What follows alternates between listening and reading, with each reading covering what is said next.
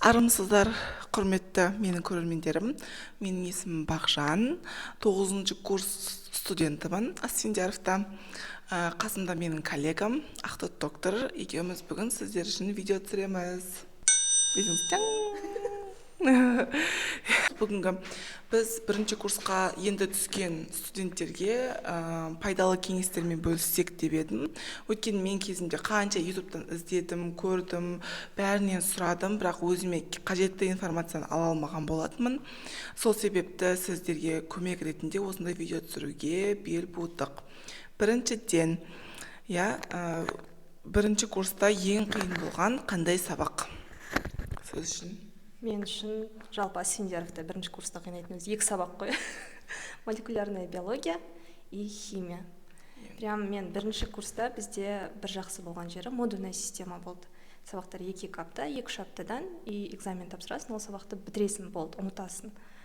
Бірақ бірінші курсқа балалардың бәрі андай сезіммен баратын сияқты маған өзіме. Мектепті жақсы бітірген балалар, тем более барлығын қырам, жоям, күшті бітірем, қызыл диплом алам деген. И сразу химия немесе молекулярная биология болса, сағыңды сындырып жібереді. Отчаянияға кетіп қалуы мүмкін.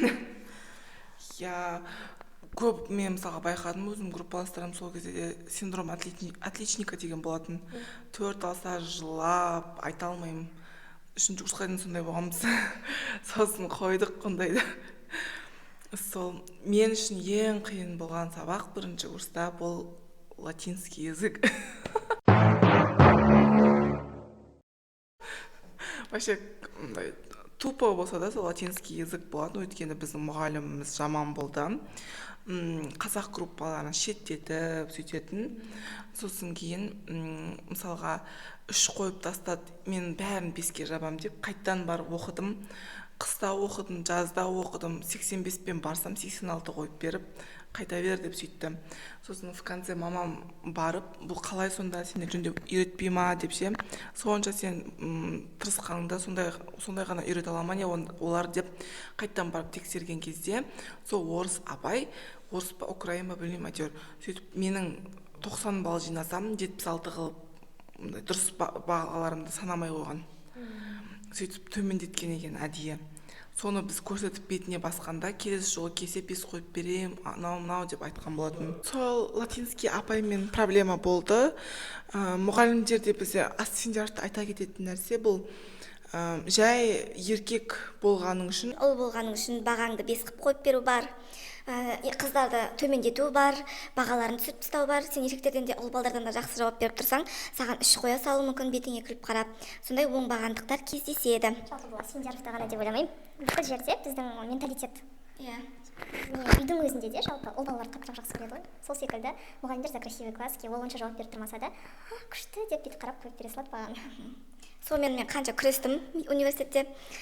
Сонда да бүйтіп гистология сабағында сөйткен қатты. Қалғандардан мысалға оқып біліп тұрып айтып тұрсаң өтіп төмендетпейтін Аида деген бір апай бар еді, фамилиясын ұмытып қалдым. Сол сөйтіп маған 3 қойып берген, мен бәрінен күшті айтып тұрсам да. Сөйтіп ойбу деп сонымен кетіп қалғанбыз. Ол кезде ешкім менде заявление жазу жоқ, басқа жоқ. Мен сіздерге беретін бір ақылым, заявление жазыңдар. Мәс ұнамай қалды ма, барында да жазыңдар. Біз қорқып, қазақ мектебін бітіргендер қорқып жүре береткенбіз. Мен өзім ағылшын группасына ауыстым. 3-ші курстан кейін заявлениенің көкесін көрдім сол кезде. Сол кезде уважение болады, сол кезде сені адам ретінде құрметтейтін болады, керек мұғалімдеріңді беретін болады. Сол себепті ұнамай ма, жеке басқа қол соғушылық бар ма, уже заявление жазыңыздар. Сондай. Сосын келесі сұрақ, қандай жаңағы клубтарға, группаларға қосылған дұрыс университетте? Сіздің ойыңызша? Мен мектепте активистка тұғым. Прям неге де қатысатынмын, дебаттарға да қатысатын, конкурстарға да қатысатын. Бірақ қалай универге бардым, менде тяга кетіп қалды, мен ештеңеге қатыспадым. Қазір мен соған өкінемін. Бірінші курста бізде Асфендияровта не сөйтеді ғой, СДУМ еді, СПФ деді, қандай не бар еді, клуб. Өздерінің прям нелер бар, логотиптер бар.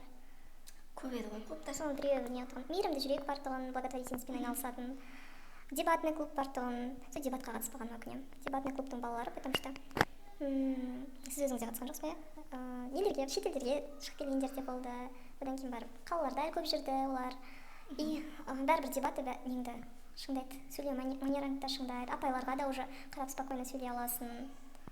Дебатный клуб жақсы деп ойлаймын мен өзім. Сосын анатомияда, кстати, не сабақтар болатын, клубтар болатын, анатомический, солар жақсы. Мен деген бүкіл клубқа қатысқан адаммын. Университетте дебатный клубтың жұлдызы деп па, бірінші курста гран-при ұтып алғам. Сондай. Қазір қайттан бірінші курсқа барсам, мен Казымсаға қатысатын едім. Бірінші Казымсаға барыңыздар. Өйткені менің негізгі целім сол студенттерге түскенде әрине жақсы доктор болу, бірақ және де шетелдерге көп қыдырып конференцияға бару еді. Бірақ сол Казымсадан басқа группалардан онша бара алмайды дейсің, шетелге шығуға. Мен еще КАОС деген группаны советовать ететін едім. Ол операция жасауды, болашақ хирургтарға күшті көмектесетін, жаңағыдай шов жасауды, бізде прям жарыстар болатын апта сайын, одан да бірінші орын алғанбыз. Бірақ сол коронавирустың кесірінен шетелге шыға алмай қалдым. Бүкіл сол 7 жыл ассенжартта жүрген кезімде, 2 жыл резидентура уже басқа больницаларда жүреміз. 7 жыл университетте жүрген кезде шыққаным Өзбекстанға ғана. Это өзім ақшама конференцияға. Сол себепті Казымса, КАОСқа барыңыздар, и дебат клубы дер едім. Дебатпен мысалға ішкі сол Алматының студенттермен жақсы араласасың ол кезде. Ол жерде андай өте серьезный адамдар дебатта. Барлығы бізді даже бірінші курста посвящение деген клубта неге патиға жібермей қойған болатын. Сол күні андай не қойып, жарыс қойып. Соған өкінем, посвящение бар маған ма. Уақыт бар кезде қыдырыңыздар. Я университетте жүрген кезде жақсылап сабақты да оқыңыздар, барлығына үлгеруге тырысыңыздар. Сосын разница болады, бәрі платный группалар мен грантқа түскен студенттердің арасында разница болады. Грантқа түскен студенттер всегда ради стипендии оқиды. Стипендия үшін өліп тіріліп анан оқиды, көбісі қыдырмайды, группалар андай более активный болмайды. Платный группалармен мен тұрдым бірге, олар наоборот жеңілірек қарайды, стипендия үшін оқымағансын, оқуға да жеңілірек қарайды көбісі. Арасында болады, конечно, грантқа алсам дейтіндер. Олар күн-түн оқиды. Ал қалғандар жеңілірек қарап, қыдырып та үлгереді, сабақты да оқып үлгереді, сондайлар болады. Сол дұрыс сияқты маған, чем сабақ деп бәрібір оның соңында оқу деңгейіміз бірдей болып қалды, шынымызды айтсақ, жұмыс істеген кезде бәрібір бірдей боласыздар. Иә, мен басында платныйға түскен болатын, сосын грантқа ауыстым. Мен қайта анау 3 болмаса болды дейтін бізде. Иә, сондай. Грант группалары. Ал біздің группа, именно платный группа, бәрі грантқа ауысқысы келетін да, бізге 95 керек еді ба. А болу керек, бәрі жабылу керек, сөйтіп бір-бірімізбен жарысып, қиналып оқыдық. Гранттағыларға бүйтіп қарайтын деп, осындай қашан боламын деп. Сөйтіп сонымен кейін грантқа ауысқасын қайта рахаттанып жүрдім ғой. 4 болса да мақұл деп. Сөйтіп уже 5 пен 4-ке оқығанда жақсы, бәріне үлгеруге болады. Сол бірінші курсқа түсетіндерге менің советім, сабақ бірінші орында болсын, бірақ жеке өмірді қыдыруды ұмытып кетпегендеріңіз дұрыс. Бірінші курста сосын адаптация қиын болады. Көбісінде әсіресе шеттен келгендер, жаңағыдай басында үйрену қиын болады, үйіне қайтқысы келетіндер болады. Мен өзім де жеке өзім солай боламын. Мен бірінші курс бір айын жылаумен өткем. Үйге қайтам деп. Бәрі өтеді, барлығы өткінші. Сол кезде шыдап қалсаңыздар болды. Сосын общагада тұрған қызық бірінші курста. Иә. Именно қалған курстарды айтпаймын, бірінші, екінші курс общагада тұрған қызық. Жаңа таныстық, жаңа адамдар, жаңа менталитет, жаңа нелер, жалпы барлығы жаңа болып көрінеді ғой. Әркімнің мінезі әртүрлі, әр жақтың дәстүрі әртүрлі. Соның барлығын көріп, жаңағыдай бірге тұрған өте қызық. Общагада тұрыңыздар деп. Иә, мен де общагада тұруды совет ететін едім. Прям күшті, жақсы құрбылар таптым, сол жаққа барып, өте қызық болады. Бірге тұрып, бір нанды бөліп жеген өзгеше бәрібірде. Иә, сосын келесі коррупция жағын қозғасақ. Коррупция деп па. Сізде университетте мысалға кез келген сабақтардан ше өткізбей әдейі құлатып ақша сұрау деген болды ма? Честно, мен 7 жылда ше коррупция бермедім деп айтпаймын, бердім. Бірақ жұрт айтатындай крупный ешқашан берген емеспін, группамызбен жинап беретінбіз. Бір ары кетсе ең көп жинаған 5000 теңге шығар. Кәдімгі серьезный сабақтар ма или Жақсы. Иә, сондай. Сондысы. Болмай қалған экология деген сияқты бар ғой енді. Қатты маңызды емес сабақтар. Маңызды сабақтардан да еститінім гистологиядан, неден, бірақ өзіме ондай мұғалім түскен емес. Ақша беретін, ақша сұрайтын мұғалім түскен емес. Біз берсек те алмайтын ше. Білмеймін. Анау бәрі беріп атады, қорқып жүресің дірілдеп, ойбай біз де беруіміз керек шығар деп. Білмеймін, біз алмайтын, өздері оқып жатыр ғой деп па ше. Фармакологияны бірақ қойған. 8 мартқа хотя бы шоколад берейікші дедік, дым алмайды ғой енді. Мерси әкелсек, даже мерсиімізді сол жерде бөліп өзімізге жегізді ғой. Ондай да апайлар болады сол үшін. Иә, сосын кейін морально дайындалу керек көбінесе. Бір мұғалімдер болады, мысалға, мен әлі есімнен кетпейді патанатомиядан сабақта уже ағылшын группасында оқып жүрген кезімде жаңағындай эрозия деген не деді, беткі қабықтың жаңағы қабынуы деп ше, эпидермис жаңағы сөйтіп айттым барлығын. Сөйтсем ол жоқ деп қоймайды. Мен кітаптан ашамын, сөйтіп тура жазылып тұр, апайға көрсетемін, мен дұрыс айтқанмын ғой, дұрыс деп. Жоқ, сенікі дұрыс емес дейді ше. Сонда күйіп кетесің ше, мысалға. Просто надо послать подальше ондай мұғалімдерді. Өзін айтпайсыздар енді, просто әйтеуір бір қойып берсе болды. Сөйту керек та. Иә, неше түрлі мұғалім, әркімнің өз методикасы бар. Кейбіреулер прям кітаппен нүктесіне дейін сұрайтын мұғалімдер болды. Сен кітаппен дұрыс айтпадың ба? Өз ойыңмен айтып тұрсың ба? Жоқ, болды, дұрыс емес деп жүреді. Хотя екеуінің смыслы бір. Ештеңе істей алмайсыздар оған, просто соған көнесіздер. Не сөйтіп жаттайсыздар. Иә. Сосын экзамендер жайлы айтатын болсақ, экзамендер бізде көбінесе тест, ауызша. Тест өте қиын. Мен үшін тест қиын жаттау. Мен ауызша сөйлесіп, бір нәрсе қылып түсіндіріп сөйтіп тапсырып кеткен жақсы, чем тестпен отырғанша. Сізге қандай болды экзамендер? Маған тест жеңіл. Мен потому что зрительный память маған қарап, соны барып тапсырған жеңіл. Честно, мен МКТУ-ға кеше тапсырып көрдім ғой. Асфендияров жақсы екен. Асфендияровтың экзамендері жақсы. Да. Иә. И всегда тесттен кейін екінші этап болады Асфендияровта. Бір жақсы жер. Егер тесттен жинай алмаған болсаң, сен екінші этаптан шансың болады. Ауызша жаңағыдай не қылуға, түсіндіріп беруге. И мұғалімдері бәрібір қанша жерден қатал не дегенімізбен более лояльно қойып береді. Аяйды көп жерде. Прям енді тупой болсаң қоймайды. Бірақ хотя нең болса, шанс береді өтуге. Иә. Негізі бәрі жақсы, бәрі андай не деудің қажет жоқ. Шыны керек, шығып кеткен студенттер көп болды бізден. Особенно біздің кезімізде 3-ші курста көп жартысы шығып кететін, себебі ОСК тапсыратын. Қазір оны жеңілдетіпті. 2-ші, 3-ші курстар мен 4-ші курста бөліп тапсырады да. Оңай. Біздің кезімізде ОСК ең қиын дүние еді. Сол ОСК-ден бәрі құлап, университеттен шығып қалатын. Сосын мен өзім таныстарым көп. 1-ші курстан жаңа курсты өте алмай, перекурсқа қалып, перекурстан өте алмай вообще шығарылып, сөйткендер. Сол себепті серьезно қарау керек деп ойлаймын оқуға. Сіздер болашақ дәрігерсіздер, болашақ осы Қазақстанның халқының денсаулығына жауапты тұлғаларсыздар. 1-ші күннен бастап жауапкершілікпен қабылдауларыңызды сұраймын. Сосын тупой болмаңдар. Шынымен 1-ші курс ең қиыны, сол 1-ші курста көп адам шықты. 3-ші курс переломный момент болды. Сол основной кететін студенттер сол кезде кетті, перекурсқа қалатын. Бірақ менің даже таныстарым болды. 4-ші курсты бітіріп оқудан шығып кеткен, медицина не мое деп. Сол үшін басынан жақсылап ойланған сияқты 4 жыл өмірің былай аспанға ұшып кетті ғой, қарасаң. Иә, ол да опыт, бірақ хотя қалтаңда бір диплом жоқ. 4-ші курстан кетіп қала салып. Лучше өйткенше 1-ші курста жақсылап ойланып, шешіп алған дұрыс. Медицинадан кетіп қалсам өмірім бітті деген жалпы зат жоқ. Егер шынымен не тянет болса, ұнамайтын болса, лучше 1-ші курстан кейін кетіп қалып, басқа жақты көрген дұрыс сияқты. 7 жыл оқып алып ертең ұнамайды деп отырғанша. Менің подружкам 4-ші курсты бітіріп, шығып кетіп, программированияға түсіп, бітіріп, уже ақша тауып жатыр. Мен әлі 9-ші курс оқып жүрмін. Сол себепті ешқашан кеш емес. Өздеріңізге әрине әке-шешесі врач болып мен емдесін дейді біреулер тағы бір нәрсе дейді. Сөйтіп сонымен әртүрлі немен буымен түсетіндер бар. Сол себепті өздеріңіз өмір сүретіндеріңізді бұл өмірді түсінулеріңіз керек, және өздеріңіз шынымен соны қалайсыз ба жоқ па соны білулеріңіз керек. Сосын үлкен қаланың буы деген бар, неше түрлі қиындықтар, жаңағындай неше түрлі арбаулар болады. Соған жақсылап қарауларыңыз керек. Мысалға жаңағындай құмар ойнап кеткен жігіттер бар, араққа салынып кеткен, Counter Strike деген күні-түні жатып алып ойнайтындар болған, сөйтіп оқуынан шығып, бәрінен шығып, сөйтіп қалғандар. Сосын кейін қыздар ни о чем балдарға тұрмысқа шығып кетеді. Сонымен бітеді. Тұрмысқа шықса жақсы ғой. Тұрмысқа шығып құтылса жақсы ғой. Шынымен үйінде көбіне қысып, андай шығармай өсірген қыздар қалаға, үлкен қалаға барған кезде уже жан-жағына қарайды да, мен де бітсем екен деп. Таныстарымыз болды, темекі шегіп кеткен, арақ ішіп кеткен, жеңіл жүріске салынып кеткендер де болды. Бәрі ортаға байланысты деп ойлаймын. Басында бірінші кезде ортаңызға қандай адамдарды кіргізесіз, жан-жағыңызға, солармен бірдей арқылы дамисыз ғой. Егер болашақта дамайтын, жаңағыдай жақсы ортаға не қылсаңыз, түссеңіз, жақсы болып кетеді ары қарай. Егер ондай ортаға түспей қалсаңыз, ондай ортаны таңдамасаңыз, бәрі бұзылады. Енді ерте курста, мысалға 1-ші курста тұрмысқа шығу туралы не ойлайсыз? Ерте деп ойлаймын. 1-ші курс өте ерте, потому что 3-ші курсқа дейін сабақ оқисыздар. Бас алмай оқитын кездер болады. Ерте тұрмысқа шықсаңыз, скорее всего, или академ алып кетесіздер, или не, оқуды тастап кетулеріңіз мүмкін. Қыз балаға өте қиын, күйеуінің алдында міндеті бар, егер ата-енесімен тұратын болса, ата-енесінің алдында міндеті бар, бала туатын болса, баласының алдында міндеті бар. Бірге алып жүре алатын адам өте аз ондайды. сондықтан бірінші курс ерте деп ойлаймын. Үшінші курстан кейін вот идеальный момент. Бізде даже неде физиологиядан атымыз қалдым, апайымыз бар тұғын. Болды, осы оскені тапсырыңдар да, мына жерде отырған балалардың ұстап тұрмысқа шығып кетіңдер деп айтатын. 3-ті бітірсеңдер деп.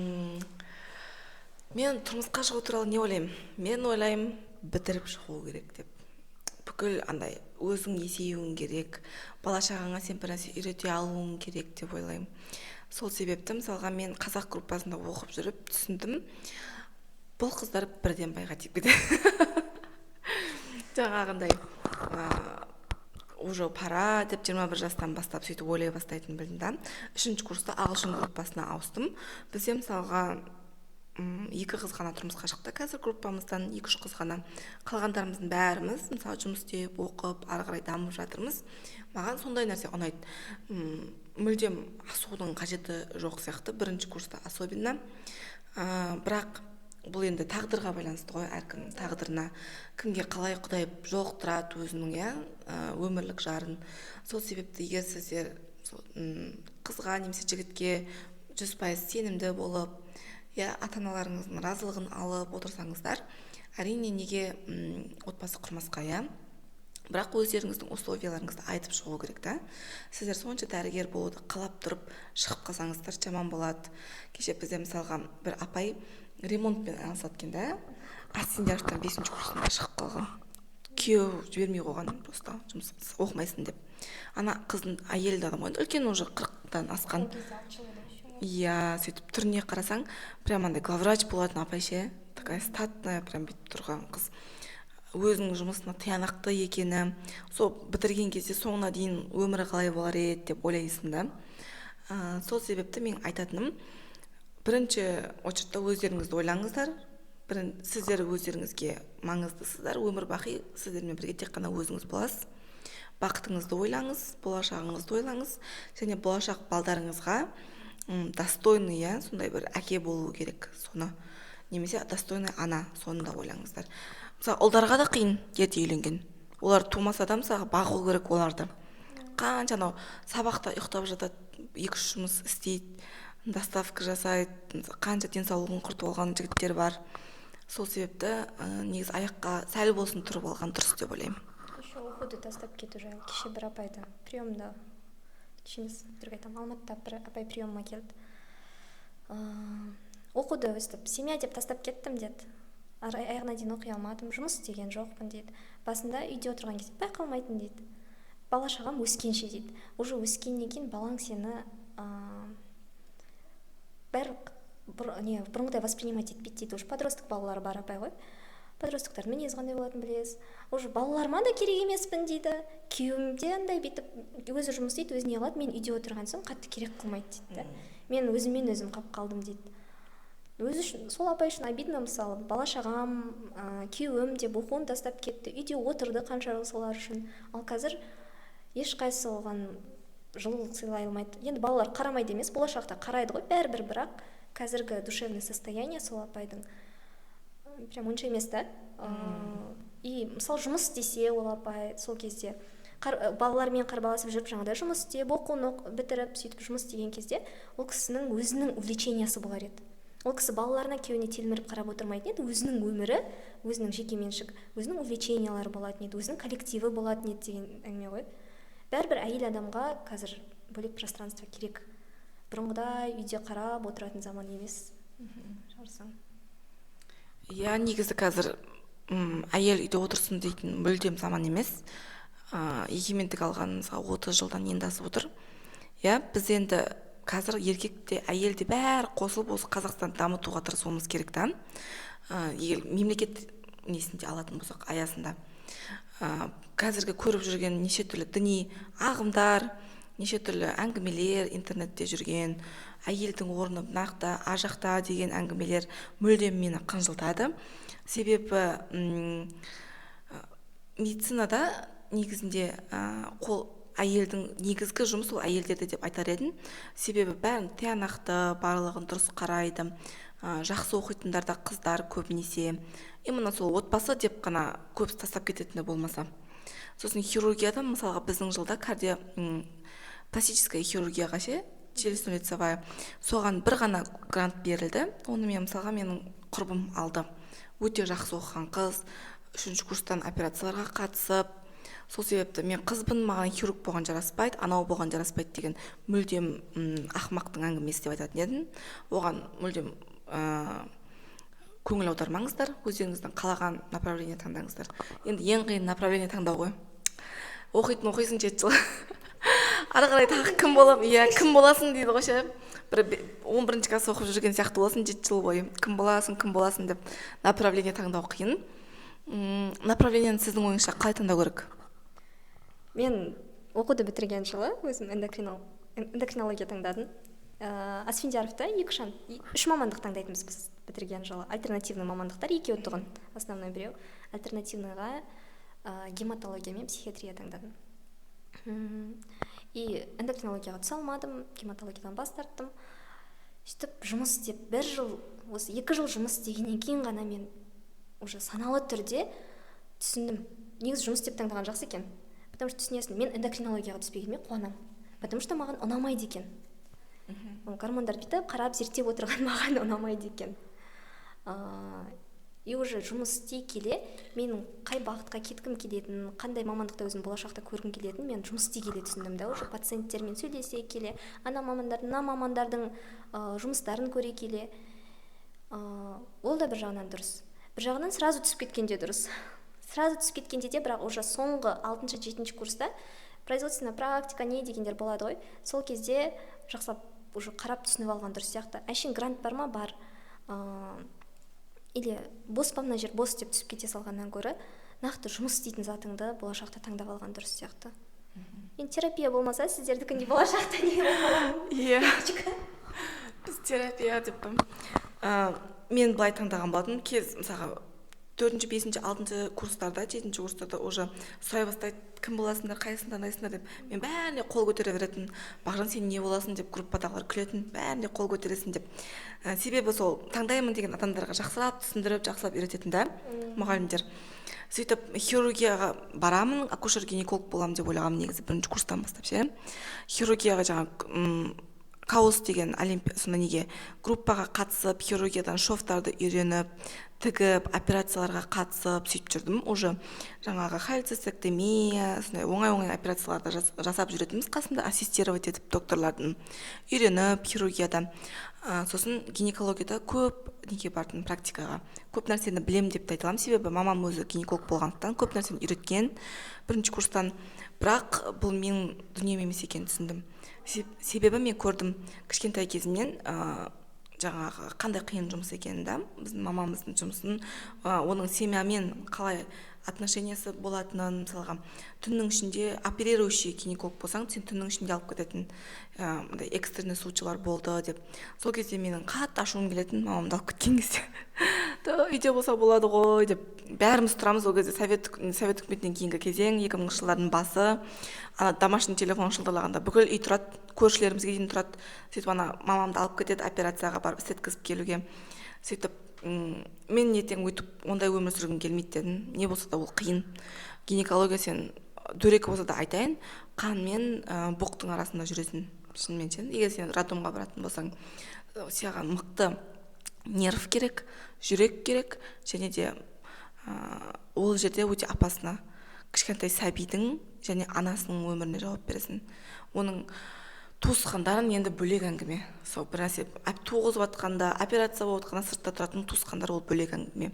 Және де ПМСП мемлекеттік деңгейде ананың, баланың және ананың денсаулығы 1-ші орында тұрады. Кез келген қателікке басымен жауап бересің. Соған дайын болу керек. Сол себепті мен өзім терапевтический направлениеға кеттім. Неврологияға түсем деп ойлағанмын, бірақ терапия бағытына түсіп, қазір первичка қосылып жатыр. Құдай қаласа енді әлі таңдаймын. 1 жылдан кейін енді тағы таңдаймыз. Уақытым бар десеңіз. Иә, тағы уақытым бар. Бәрібір, егер прям білмей жатса, кім болатын? Больницаларға, поликлиникаларға барып, жақсы врачтар көп қазір. Мен көргім келеді, мен білгім келеді, мен болашақта не таңдарым білмей жатырмын, мен үйренсем бола ма, может менікі шығар десеңіз. Көп врачтар жоқ дейді деп айта алмаймын. Я дейді, бәрі келіседі, жандарында отырып, жаңағыдай көруіңізге, білуіңізге. Соны студенттер сөйтіп жүрсеңіздер болады. Мысалы, жаңа хирургия деп тұр ғой. практикалар болады, практика керемет дей алмаймын Асфендияровта, практика аз болады. Біздің кезімізде сондай тұғын, по крайней мере. Подвалда отырасың. Иә, практикада подвалда отырасың. Бірінші курс обязательно санитар боласыздар, екінші курс медсестраның көмекшісі, үшінші курс медсестраға дейін. Кейбіреулер не қылады, көтеріледі, кейбіреулер көтерілмейді. Санитар келгенше қалады. Сол кездері, сол жердегі врачтармен танысып, жаңағыдай хирургтармен танысып, мен білгім келеді деген адамға ешкім жоқ демейді. Жандарында жүрсе көрсе болады. Сол кезде түсінеді, только біліп көрген адам ғана түсінеді кім болғысы келетін. А так былай теория жүзінде мен андай болғым келеді екен деген всегда сәйкес келе бермейді. Иә, барып көрген дұрыс. Отырып алып, бір анау күшті айтылады ғой, мына кардиохирург деп ертең тойда айтады деп тыңдай салмау керек. Мысалға мен бардым Сызғановқа. Кірдім да кардиохирургияға барғым келеді деп айттым. Сенің разрешениең бар ма деп сұрады. Сосын мен бір докторды тауып, сол кісі интервенциальная хирургия дегенге бардым. Өзім кардиохирургияға да көрейін деп ше, практикаға. Сөйтіп кіргізбеген кезде главврачқа кірдім да, өстіп практика өткім келеді деп келді, болды.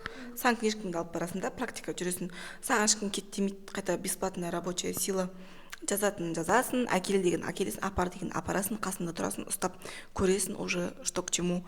И ары қарай білесің да, саған керек па, керек емес па. Мысалы интервенциальный хирургия, кардиохирургия таңдамағаным, рентген қайта рентгенге түсіреді, ал ол денсаулыққа зиян, я облучение шашың түседі, мысалға көтермеген қыздарға я қатты зиян, гормональный зиян болады да, уже яичниктерге, щитовидкаға әсері көп. Сол себепті ол жақтан мен шашым түсе бастағасын, қой дедім, это не мое деп, сол жігіттер өздері істей берсін деп. Сосын практикаға бару керек.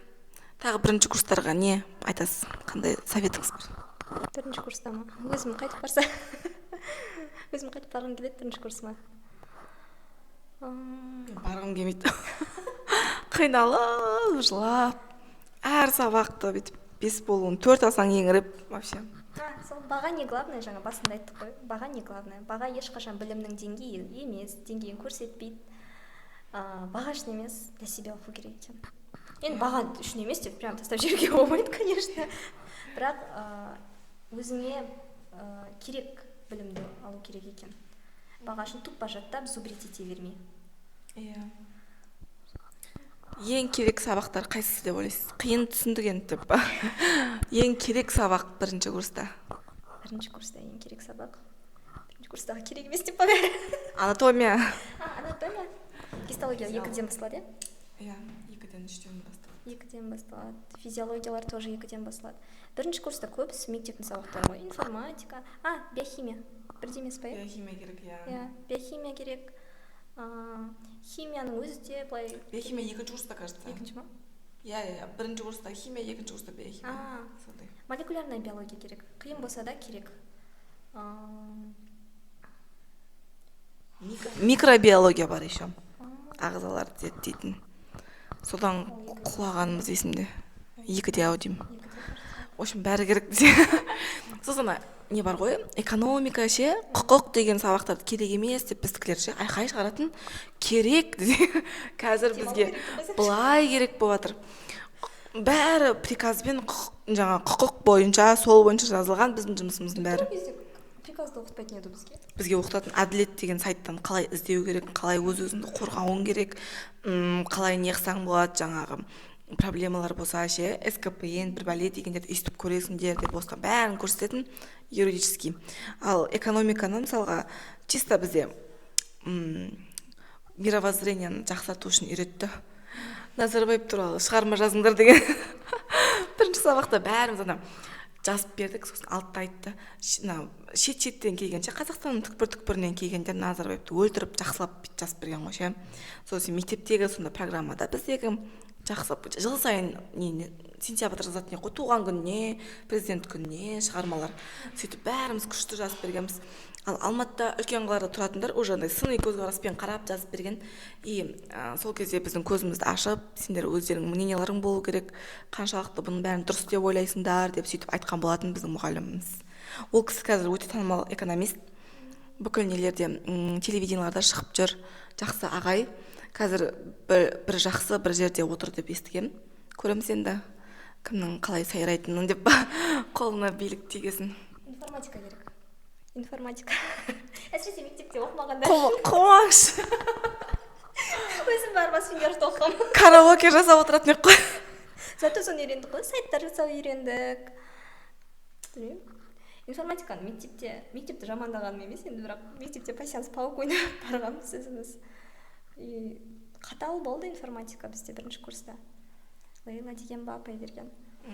Прям қинап есімде қалып қалған, бірақ көп нәрсе үйреткен. Мен де сол информатикадан вообще ештеңе істемегенмін. Менікі былай болды. Мен өз өмірімді қалай жеңілдеттім бірінші курста. Екінші курстағы танисыз ба, танымайсыз ба, Махаббат деген бір қыз бар еді ғой. Менің курсымда ма? Иә. Шашы бұйра. Иә, ұзын шашы. Сол кісіден, в общем, бірінші курстың ол кісіде бүкіл СРС-і, домашний работалары, бүкіл бәр сабақтан тесттар, бәрі бір флешкаға жинап қойған күшті қып. Сол кісіге әлі рахмет айтамын. Соны алып алдым.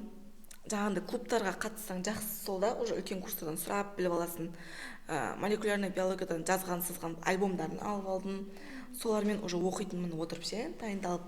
Сол, мен мысалы информатикадан домашний работа, ананы істе дейді, соларды беріп өткізіп жіберетін же мысалға. Сонымен нормальный баға алып сөйтіп жүрмін. Иә, сөз пысық болыңыздар, всегда пысық болып. Түнімен өзі істеген адам отыр. Мен просто жібере салдым. Түнімен өзі істеп барып, төмен баға алған адам.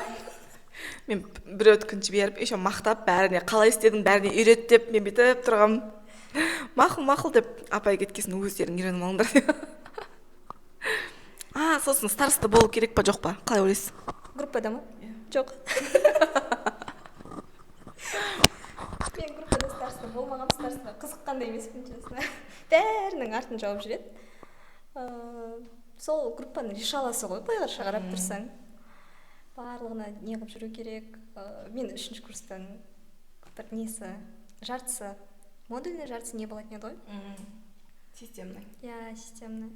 Системный оңайтығын. Системный емес, модульный. Модульный оңайтығын. Сабаққа бармай қаласың, кей кезде ұйықтап қаласың, старостаға звондайсың. Бірдеңе қылып шешші дейсің, болды. Бітті. Рахат екен ғой. Мен көп етпейтін. Ұлдарды айтсайшы, ұлдар қанша қалады, жұмыс істейді көбінесе ұлдар. Жұмыс істеп жаңағыдай бара алмай қалады. Бәрін артын староста жабатын. Егер старостың жаппаса, ренжисің оған тағы. Сен не үшін староста болып жүрсің деп сөйлейді тағы бәрі. Сол үшін болудың қажеті жоқ деп ойлаймын. Бірақ бір плюсы да бар. Староста всегда жоғары баға алады. Староста болғаны үшін. Мен староста болатын. Ешкім артын жаппай. Иә, бәрі өздерін жауып алыңдар дейді. Сол, в основном тест қой, бізге тест бермейді, тупизм я. Біз бір ағай Айкан Акановичтан кейінгі болған нервым атетін сол ректор бар ғой, 9-ға дейін оқыдық қой, сол кісі келген кезде азанғы 8-ден кешкі 9-ға дейін пятидневкаға өзгертті да, біз шестидневкаға оқитынбыз сол кезде. Пятидневкаға өзгерткен кезде сөйтіп 9-ға дейін болып сабағымыз ұзарып, қиналып, тестті бұрын беретін осын жаттап неқсам да, типа без ответов. Қазір енді вообще тест бермейміз деп сол кезде айттым. Қиналып кететінбіз. Староста болған жақсы, өзің бағаң жақсы болады. Бірақ білмеймін, басқа группаларда ондай емес сияқты өтсе. Басқалардың артын жауып жүру деген. Енді айтасың, осындай болып қалды деп. Бірақ білмеймін, ондай қатты не қылмайтынбыз. Общагада староста болғам. Мен де болғам. Мен ағылшын тілін біледі деп, үндістердің староста қылып. Общага алғыларыңыз келсе, общагада староста болыңыздар. Иә, староста болсаң ғана кіргіземіз дейді, кіресін. Комнаталарын тексеретінбіз, таза ұстап тұр ма, жоқ па, мусор лақтырып жатыр ма, жоқ па. Соның бәрін тексеріп сөйтіп жүретінбіз. Бәрінің комнатасына кіресің, сұрайсың. Біреу кешігіп келсе, түннің ортасында келетіндер бар, соларды жүресің бақылап. Жалпы общагада староста болғанда қызық. Этаж-этажбен бойынып алып. Бытовканың проблемасы всегда бытовканың проблемасы шешілмейтін. Кім жуады бытовканы? Кезекші шығам дейді, шықпайым дейді. Әйтеуір сонымен қырылып жүресің. Жуатын ек қой, сасып жүреді. Вообще, тамақтарды үйіп кетеді ғой, раковинаға, блин. Нормально таза жүрсеңдер айналайындар дейді. Туалетті айта алмаймын. Бізге негізі осыны жаңадан берді ғой, общага берді ғой. Біздің общагаға коронавирус кезінде басқа шетелден келгендерді неге 7 күнге жатқызыпты, орын болмағаннан кейін больницаларда. Ескісіне. Бір аптадан кейін аналар телевидение шақырған ғой. Бұндай жерде тұру мүмкін емес. Екі этажға бір туалет, бір ванный, жаңағы шомылатын душтар. 2 этаж емес, 4 этажға бір душевой ғой. Қанша кабинка ішінде? Так, мен қазір көзбен есептеп бере аламын даже. 4 этажға. Иә, 8 кабинка, максимум 10 кабинка 4 этажға. Ол понедельник істемейді душевой. Понедельник санитарный Еще қыздардың месячный бәрі бір уақытта келіп қалатын болып кетеді ғой. Ше бірге тұрғасын. Ол да бар. Демалыста жинамаса ана жер быт-шыт болып кетеді. Индустармен тұрсаңыздар, мүлде керемет болады ана жерде душта бір-біріңізге қарап тұрасыздар. Мен тұрдым ғой, сол жерде заттарын жуатын, Мен де тұрдым бірінші курста. шомылатын. Киіммен кіреді, прям ұят болса да. Киіммен кіріп, киімдерін сол жерде жуып, сөйтіп шығып кетеді. Үстеріне май жағып, бастарына май жағып, барлығын жуып. Иә. Сосын өте үндістердің студенттермен, біздің студенттердің несі менталитеті вообще өзгеше, екі жақ ше, бір түрлі. Мен достарым болды. Индиядан келген Вартика деген сондай мұхит деген балдар ше. Олар мысалға қаладан келген да, олардікі басқа, басқа неден ауылдан келгендер болатын, басқаша болатын да. Көбісі мысалға шулайтын, ішетіндер болатын, арасында төбелеседі. Төбелескендер қызық. Кулакпен төбелеспейді, олар шапалақпен бүйтті. Тест тапсырып атсаң, шападақ деп төбелес бала. Алар неғып төбелес отыр деп. Екінші курста үлкен общага. Ой, екінші общагада ма? Жоқ, бірінші общагада тұрдым. Как раз 4-ші этажда индустар тұратын. И арасында қазақтар да тұрады ғой. Қазақ қыздар бір кезде звондап тұрып, біз комнатамыздан шыға алмай жатырмық, мында индустар ішіп алған, есігімізді қағып тұр деп ше. Неше түрлі жағдайлар болады енді общагада да. Сіз смол болатын еді ғой жанында. Иә. Смолдан индустар араға алып шығып бара жататын көбіне. Бәрі емес енді арасында болады. Қызық, бірақ общага бәрі ондай көп емес. Иә, бірақ олармен мен ағылшыншам жетпейді ғой. Ана бір бала ішіп келіп түннің ішінде біздің вахтерша кіргізбеген, сосын қылқындырған ғой апайды. Сөйтіп мен жылам кеп кетті, барып аналармен ұрсып. Ағылшыным ол кезде өте қатты күшті емес. Қазір де күшті емес сізге. Сөйтіп сонымен не айтарымды білмеймін ғой. Анаған жылам кеп тұр алдында. Fuck you дедім. Сөйтсем, she said bad word деп типа плохое слово, она сказала плохое слово деп. Ол бейшара ешкім түсінбейді ана жерде. Қарылып ұрсысып жатырмыз. Үндістердің арасында да біз тарс болады өздерінің, чтобы решать етіп жүретін ше. Сондай. Афгандарда да болатын енді ондайлар. Афгандардың старшысы тоже өздеріне алатын. Афганцы бір түрлі де, ақша ақтын табатын солар бізге. Үлкен болады. Қос телефон, қос машина сөйтіп жүретін еді ғой. И комнаталарында типа өздері бөлек әлем, андай қазандар болатын еді ғой. Сондай қазандармен тамақ істеп жүретін. И қыздарға көп қырындайтын Афганистан бір жаман жер. Мұсылман халық не дейміз ғой. Типа ол жақта покрытый ғой қыздардың барлығы почти Афганистанда. Қыздарға қарамайды деп ойлайсың, покрытый болған соң. Қайдағы қыздарға көп қырындайтын. Қазақ қыздармен жүрді қаншауы афгандықтардың. Бірақ қазір афганистар жоқ кажется. Потому что сол 2 жыл грант бөлінді Афганистанға. Сол жыл түскендер уже бітіріп кетті. Білмеймін, болашақ программасын қосып қойыпты ғой талиптарға. Вообще, в общем, тупизм ғой Қазақстанда, норматив десең. Сол жаңағы менде группам ағылшын группасы болды ғой. Афганец бір бала оқыды. Ол иностранных дел министрдің баласы болатын Афганистандағы ше. Мамасы ето министр еді кезінде. Сол Қазақстанға жіберген, куда смогла. Сосын Америкаға кететін болып сөйтті ол бала. Мысалға ол айтатын прям ше, бізде батча-бази әлі күнге дейін бар деп ше. Жаңа кішкентай балдарды биші қылып, зорлап, мысалы тойларда алып кетіп, любой адам зорлай береді дейді ше. Ақшаға ше, мысалға кішкентай балдарды сол себепті вообще шок болатын сондай әңгімеге. Біздің группадағы балдарға ше, сары томпақ балдарға, сен біздің Афганистанда болсаң, сені батча-бази қылатын еді деп ше. Сөйтіп айтатын. В общем, это вообще ужасно десең. Тағы неге дайын болу керек бірінші курсқа барғанда? Все, бәрін айттық қой. Морально дайын болу керек адам деген. Иә. Туысқандардың үйінде тұру керек па, жоқ па? Жоқ, тұрмау керек. Айттым, общагада тұрмау керек. Тұрмау керек. Туысқан бірақ кейбір жағдайларда чем квартирада тұрғаннан қарағанда туысқандардың үйінде тұрғанда жақсы шығар бірінші курста. Квартирада неше түрлі адамдар болады ше. Бірінші курста тем более ешкімді білмейсің, кіммен тұрғанын білмейсің. Уже бірінші курстан кейін сенің ортаң қалыптасады да. Таныстарыңмен нормально квартираға шығып кетсең болады. Ал бірінші курс негізі общага идеальный вариант. Қазір общага новыйын салған. Соған үлгеріңдер деп па? Жоқ, еще общагада мамсиктар болады, небір балдар. Не, өмірде бүкіл затын үйіндегілер істеп беретін ше. Сондай балдар общагадан кейін пысады кәдімгідей. Өз күндерін, өз шешімдерін өздері шығара алатындай болып, өз күндерін өздері көре алатындай болып. Общага поэтому закаливает деп ойлаймын. Общага жақсы. Бірақ до поры до времени общага жақсы. Мен өзім 5 жыл общагада тұрғам. Уже 3-ші курстан кейін қызығы жоқ общага. 3-ші курстан кейін сондай болады. Мен 3-ші курста барып тұрғам, 6 ай ма сондай. Сонымен кеткем. Тағы не айтамыз 1-ші курстағыларға? Удачи тек қана алға.